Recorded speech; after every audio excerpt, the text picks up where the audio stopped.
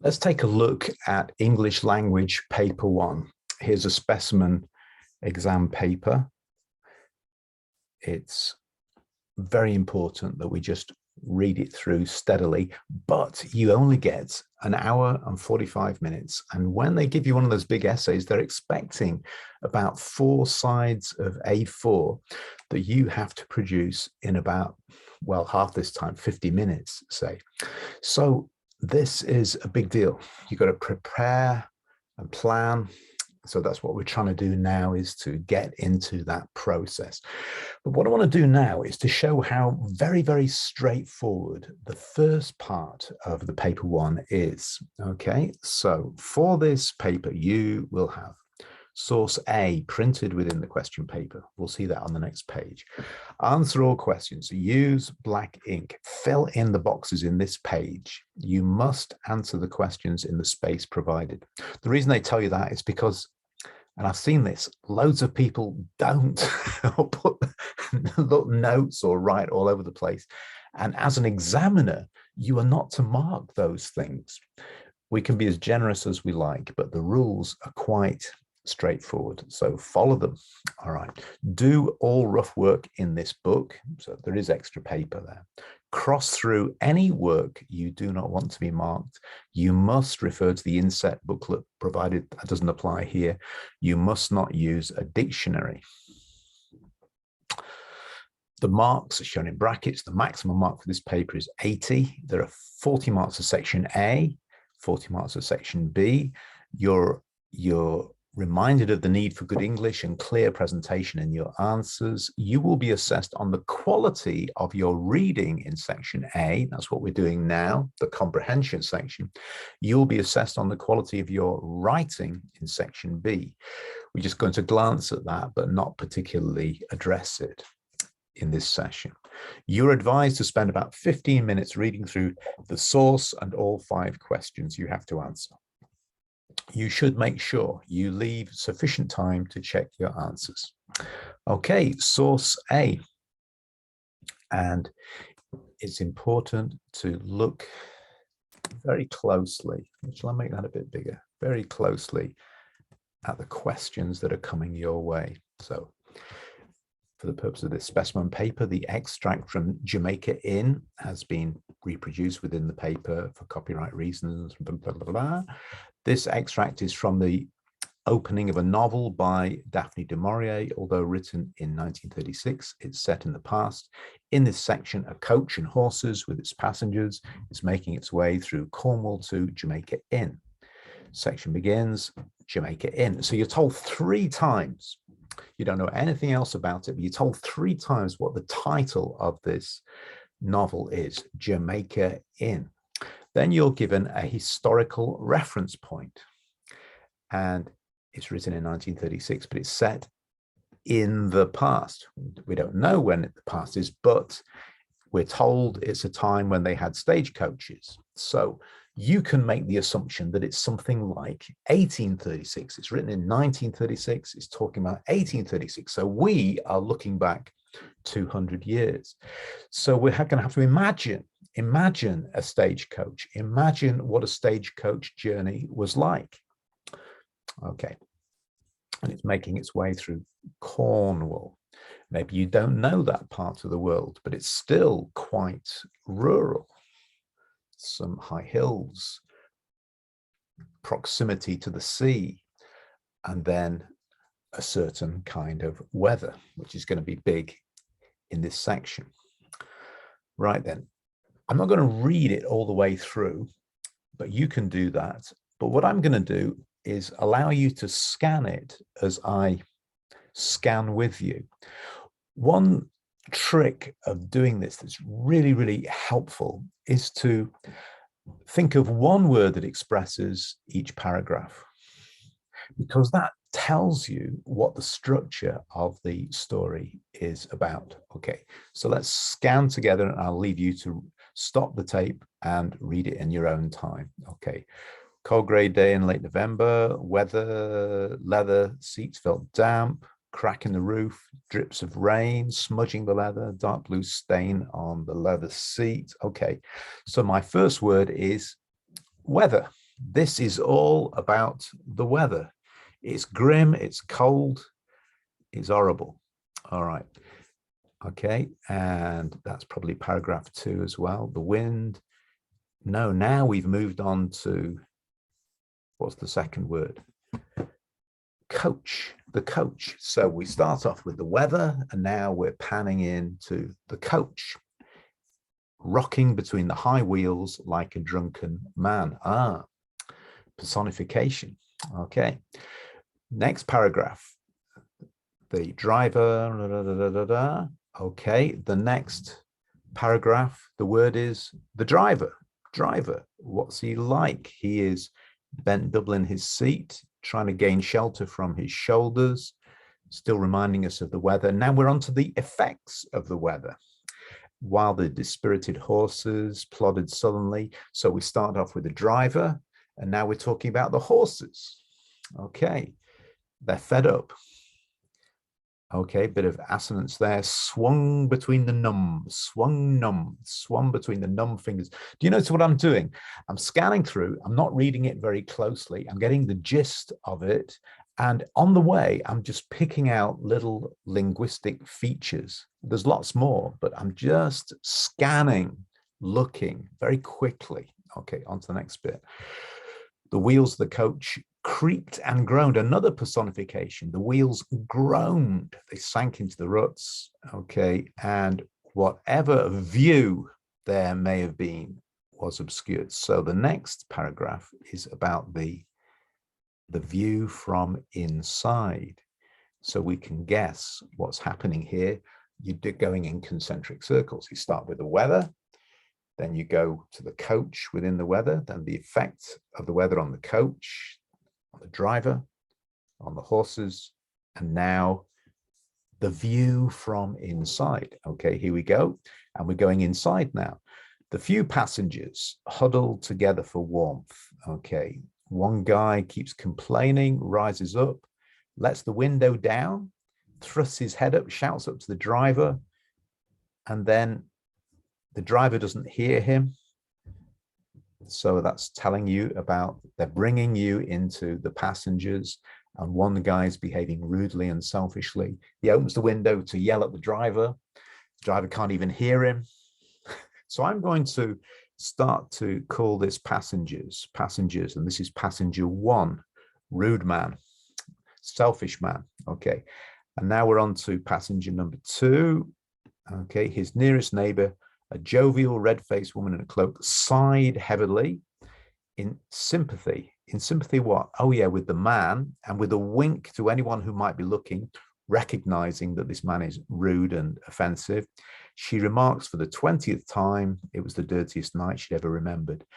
So are you recognizing the characters here? Because you probably know them. A guy who thinks only of himself and pulls the window down, irrespective of other people's feelings or temperature. And then the woman who goes on and on saying the same thing again and again, but is nice. Except she brings out a large hunk of cake, plunges into it with strong white teeth, but it doesn't look like she's offering it to anyone. So you've got the chatty woman and the rude man. Okay, and last bit, here we go. Mary Yellen. Okay, there's a code, isn't there? First person who's mentioned with a name. It's obviously somebody important in the novel. So what's she like? She sits in the opposite corner. She's away from the rude man, I guess that means, where the trickle of rain oozes through the cracks. She brushes away the drip with impatient fingers. She sits with chin cupped in her hands, eyes fixed on the window splashed with mud and rain, hoping with some desperate interest that some ray of light would break the heavy blanket of sky. So whenever you read something like this, you're given the name, and that you must get the alarm bells going. Here we go. Now we've got to the point. They've started off with the weather. They've moved to the coach. They've moved inside the coach and driver and horses. Then they moved inside the coach. They're identifying the different people in the coach, and then they're targeting in on this girl. So what's she like? She sat, her eyes fixed. And I think the big word that we've got to look for here, the key word for this paragraph is the word hoping. She's hoping. She's hoping it's going to turn out nicer than it was. There was a bit of it yesterday. Hoping. Oh, there it is. Look at that. A forerunner of fortune. Climax of the whole thing. A forerunner of fortune. So there's somebody who is quiet and withdrawn, reserved, impatient with the rain, but hoping, a forerunner of fortune, slightly optimistic towards the future. Okay, so we made those assessments in about 5 minutes, and it's not very difficult to do. You don't have to draw everything out straight away. You might not know some of these words, and it says specifically, don't bring a dictionary. So you don't have to necessarily know what every word means, but you just have to get the gist on the first read through, like I tried to show you there. It's half scanning, half reading, but noticing, thinking about things like structure, about linguistic features, and about characters. Okay, so we've done our read through, and now we go on to the questions. Turn over for section A. Here we go. It starts off very, very easy, these exams like this. Answer all questions in this section. You have 45 minutes on this section. All right, you've already spent between 5 and 10 minutes just reading through. Read again the first part of the source from line 1 to 7. List 4 things from this text about the weather in Cornwall. 4 marks. So you think about this. You've got about 4 minutes to do this. A mark a minute. You can do that. Okay, and we're only looking at the first 7 lines. So let me just draw on it a bit. Okay, and they weather references in the first 7 lines. Okay, it was cold grey day in late November. The weather had changed overnight. Back at a granite sky, a mizzling rain. What do you think mizzling means? It's not a common word, but you'd probably guess that it means something like depressing or miserable rain, dripping, or maybe even a bit heavier, intermittent. And it's just one of those grey, awful days, on and on and on. It was only 2 in the afternoon, the pallor of a winter evening, cloaking them in mist. So you could say it's dark. You've got mist there, dark, clammy cold. Okay. The leather felt damp to the seat, drips of rain. Okay, so you've got references to the weather. The more quotes you do, the better. Have we got enough for 4 marks? What's the weather like in Cornwall? It's cold, it's grey in November. The sky is granite, the rain is mizzling, the air is clammy cold, misty, dark by even 2 o'clock in the afternoon, constant dripping. There's your 4 marks. Okay, very simple. Don't waste time on it. Move on as quick as you can. Just 4 minutes, and then you're in and out. Look, they even give you bullet points to do it there. Okay, next one is 8 marks. So you're going to think about between 8 and 10 minutes here. We've read this before. Look at this extract from line 8 to 18. Okay, yeah, wind on the coach, the driver, and the effect. Oh, there it is. Look, how does the writer use language here to describe the effects of the weather? You could include the writer's choice of words and phrases, language features, and techniques. That's probably the main thing I would look at here. Language features and techniques. Let me make that box smaller and bring this down a bit so you can see. And let me draw over it just roughly here. Okay. What you have to do when you come to these language features is think of the obvious things. So we got this simile, like a drunken man. A simile. And then we've got the idea of it's like metaphorical, isn't it? And it's an imagery. It's very powerful imagery. The whole body of the coach trembled and swayed. The verbs are very significant as well. They're part of language features, aren't they? The way these verbs, look, trembled is a personification. It's what somebody does. Trembled. Swayed is what an object does. So we noticed it a bit later when it says creaked and groaned. So trembled and swayed, creaked and groaned. And you've got one physical attribute, the creaking, swaying, and one personification, trembled and groaned. And it gives you the picture of the coach as if it was a human being really suffering. And then just to make that point clear, it talks about the driver. Okay, the driver muffled, bent double, trying to gain shelter, and the horses, the driver and the horses, and they're described as dispirited, sullenly, and broken. Okay, and then you've got the assonance that I mentioned, swung between the num. Okay, and what else have we got? We've got the constant driving rain. That's a good context picture. And the hopelessly, that interestingly, that compares with the hope at the end, so that the passage finishes with hope at the end. But here on the journey, you've got the word hopelessly. So how does the writer use language here to describe the effects of the weather? Well, you can just take it from there. Let's just say we can see metaphor, we can see simile, we can see assonance. There's probably others as well. I'm just going through quickly. The use of verbs to describe the effects of the weather. Keep on applying your answer to the terms of the question. That's very, very handy.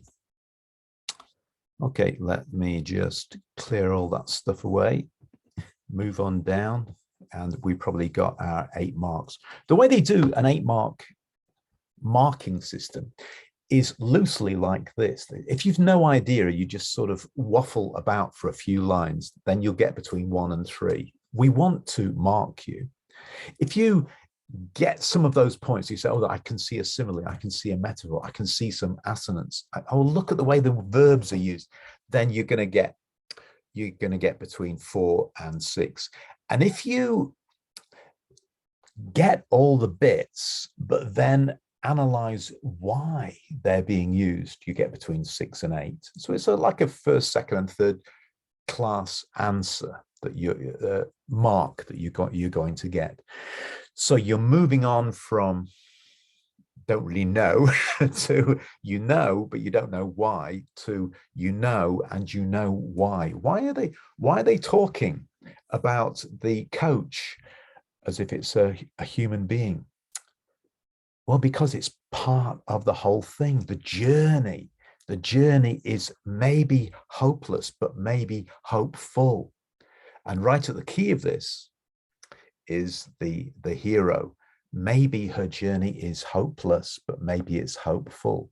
And all that is expressed in these bits of language. Do you see? I'm not reading into it. And it's not even important that you know the story or anything. You just have to look at what's in front of you and learn to read the literature. All right, let's move on a bit. That's the 8-mark question. Now we have one for the whole of the source.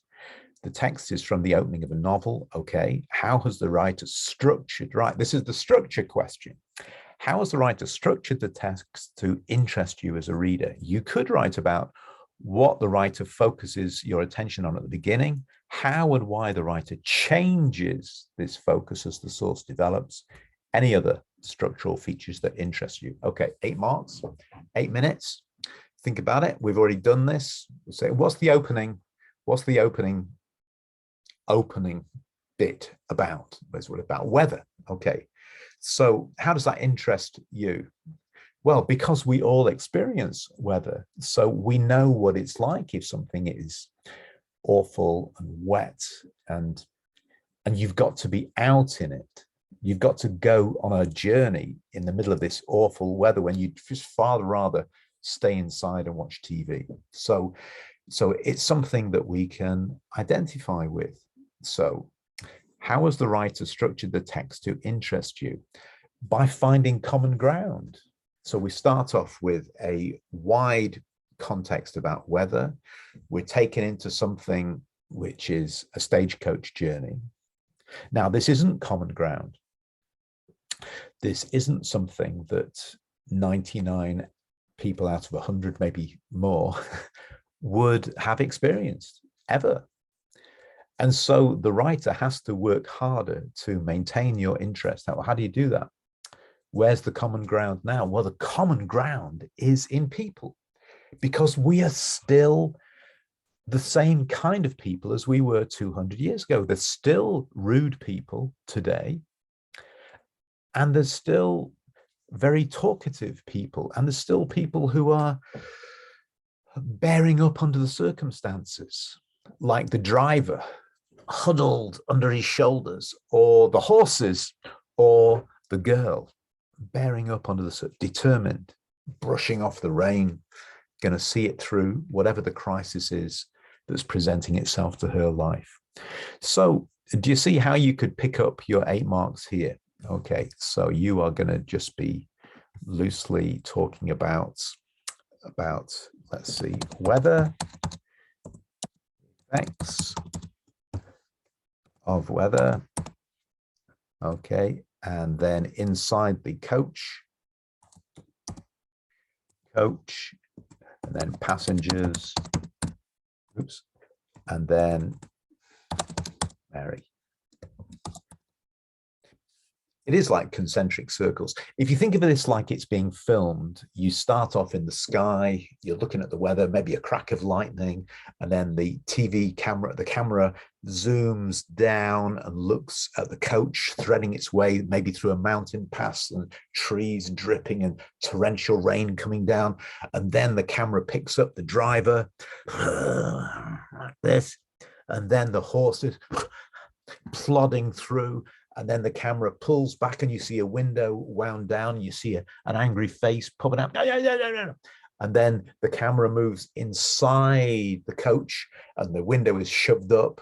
And then it pans across to a woman over here, red-faced woman, saying, it's terrible, it's terrible, going on. And then finally it moves across to the girl brushing away the rain, looking out of the window with her face cupped in her hands.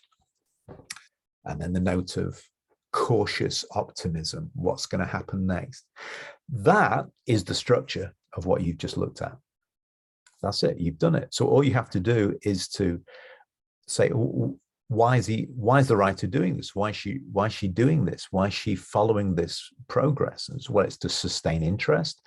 It's to tell a story, you know, to bring you into the story that she's telling, and it's almost like a parable of the whole story is contained in these first few paragraphs. Why? It's that concentric or spiraling pattern, bringing you in to the story of one person. Okay, so there are many things there. These are the things that you would get your 8 marks for. And let's just glance. There's plenty of space here. And then there's one more. Now this is the big one. So you got 20 minutes to spend on this one. And then you've reached the halfway stage in your paper 1. Focus this part of your answer on the second part of the source from line 19 to the end. A student, having read this section of the text, said, the writer brings the very different characters to life for the reader. It is as if you were inside the coach with them. I'd say that was a great comment, isn't it? That's very good. Very good. Do you agree? Now, of course, no one's interested in whether you agree or not, really. The answer is always going to be yes and no. It is as if you're inside the coach with them.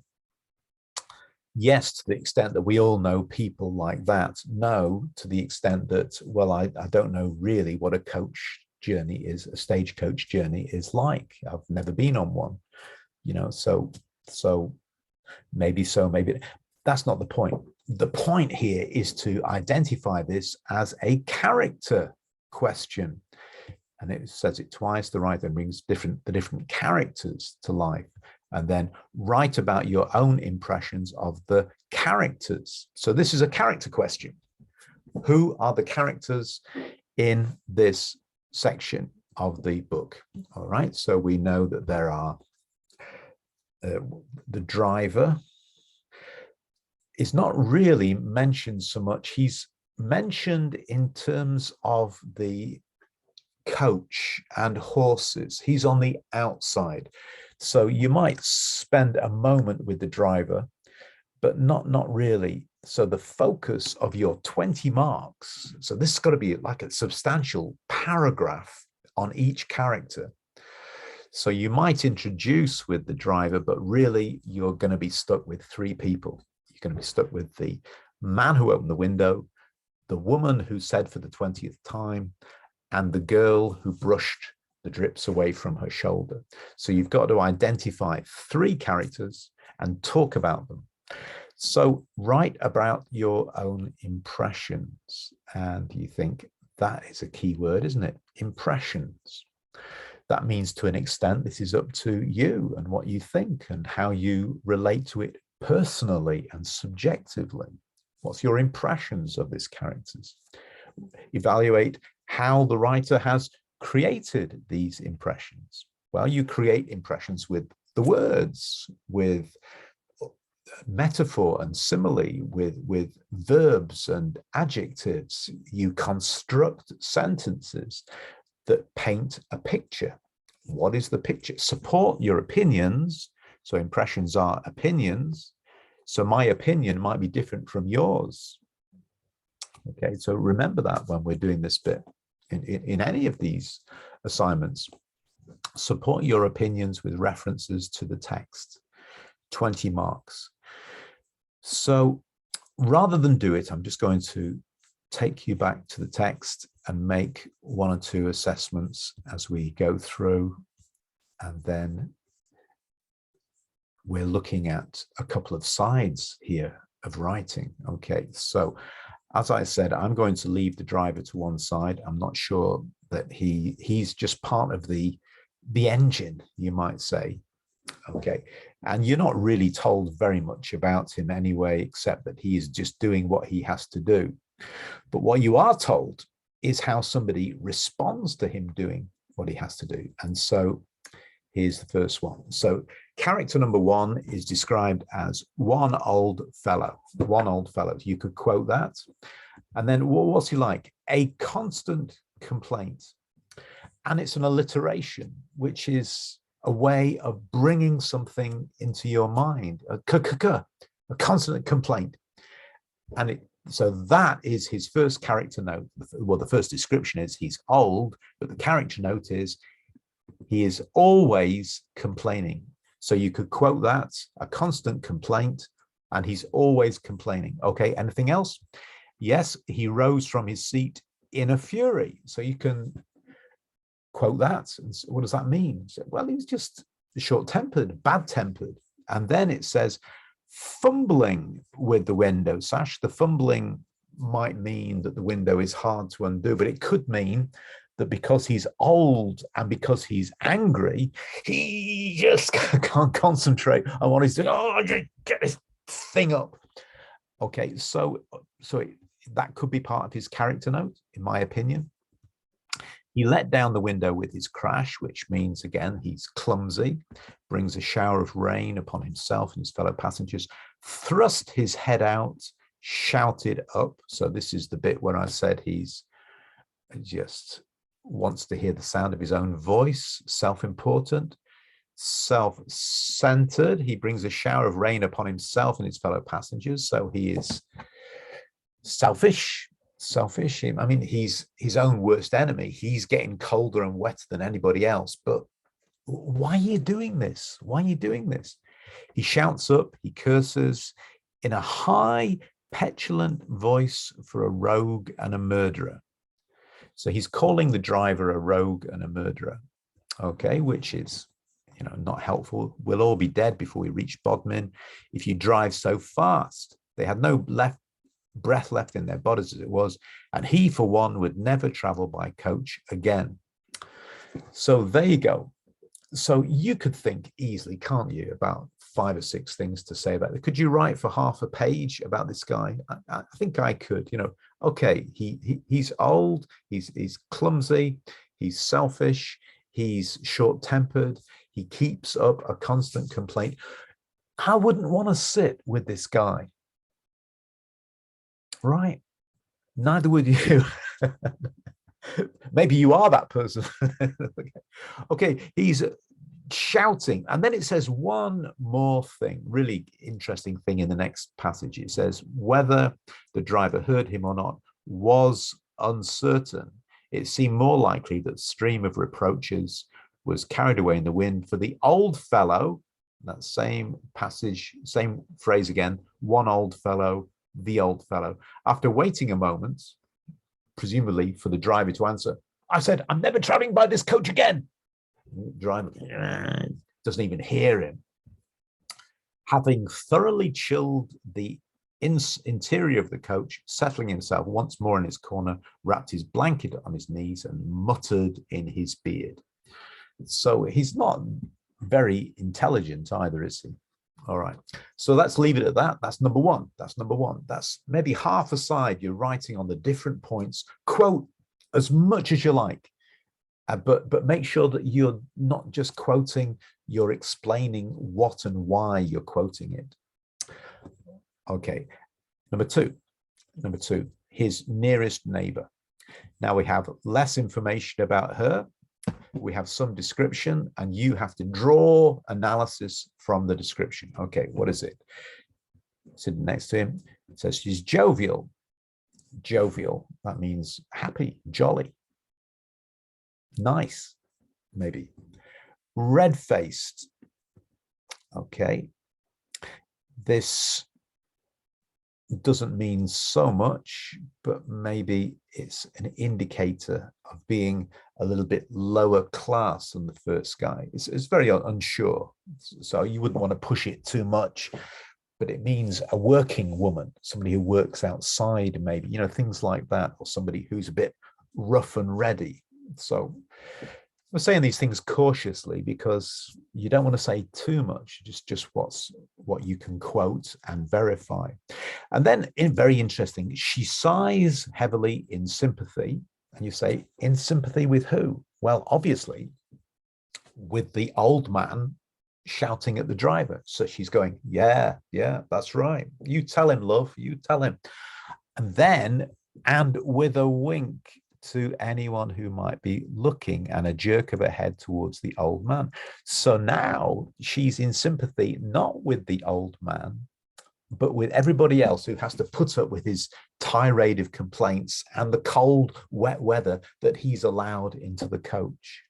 So she's not a hypocrite, but she's saying, yeah, you tell him, and oh, what an idiot, So she is playing both sides of it. And then it tells you something very important about her. She remarks for at least the 20th time. Who's counting? Who's counting the times? Well, we're going to find out in a second, because I reckon that my money is on the girl. It's the girl.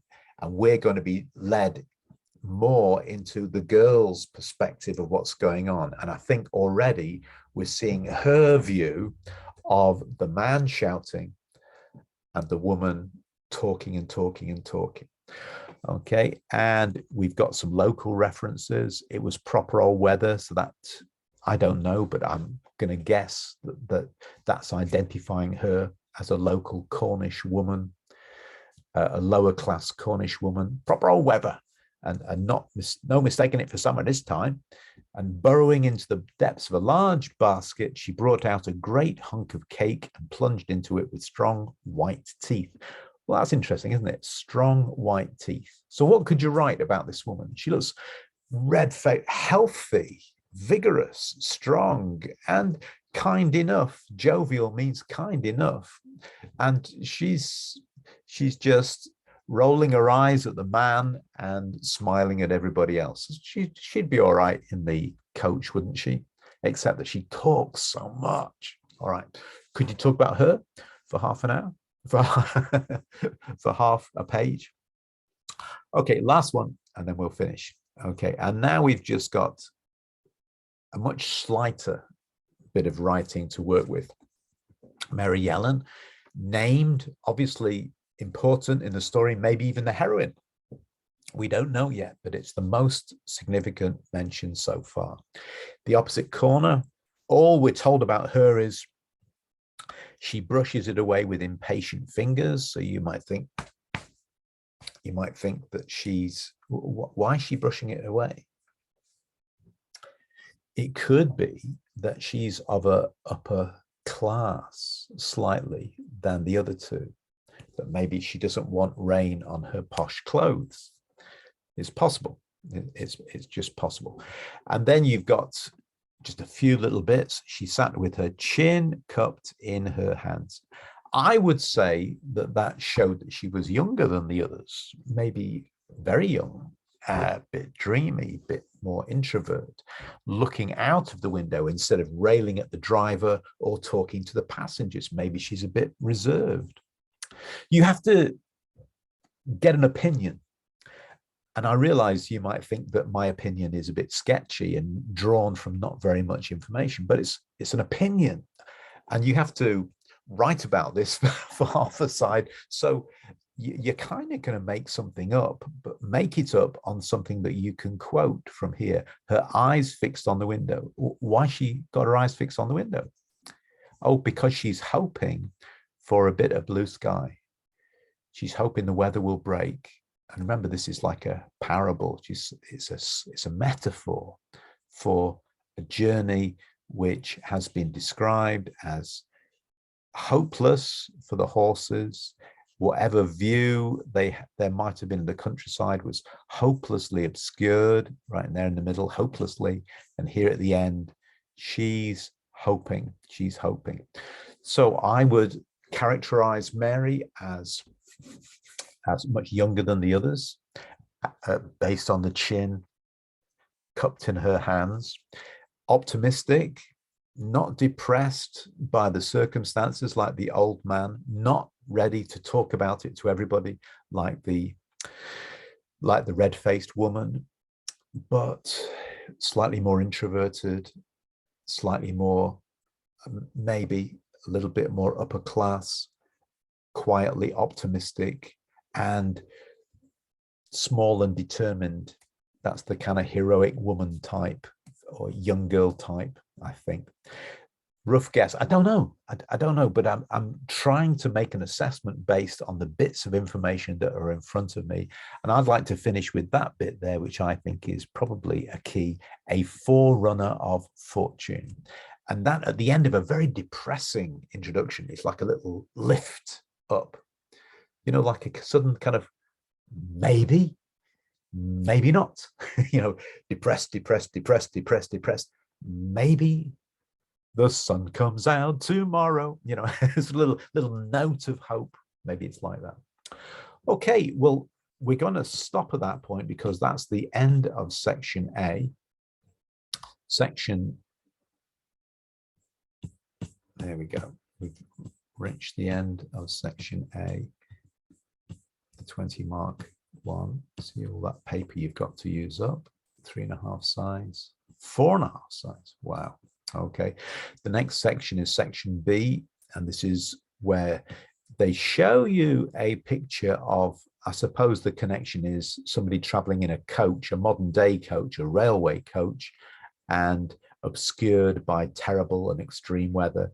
So they invite you to talk about, to work with either a description suggested by that picture or the opening part of a story about a place that's affected by wet weather. Okay, but we'll stop at that point. But I just wanted to show you how the exam paper coheres and fits together.